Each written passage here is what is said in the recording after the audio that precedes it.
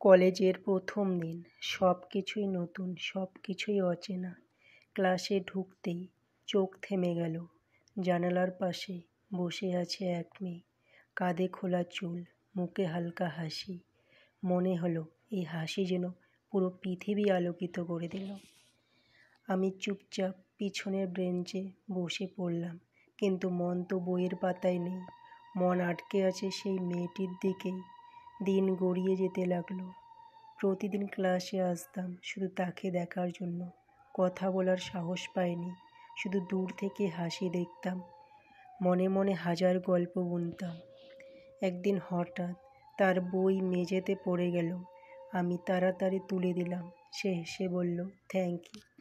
2 শব্দ, অথচ মনে হলো এ যেন আমার হৃদয় চিরকালের জন্য খোদাই হয়ে গেল। তারপর ধীরে ধীরে কথা বাড়ল, বন্ধুত্ব হলো। আর সেই বন্ধুত্বের আড়ালে লুকিয়ে রইল আমার প্রথম প্রেম।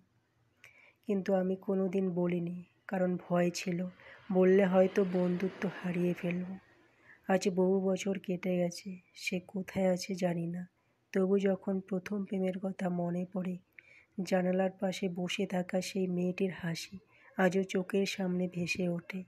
প্রথম প্রেম হয়তো শেষ হয়, কিন্তু ভুলে যাওয়া যায় না।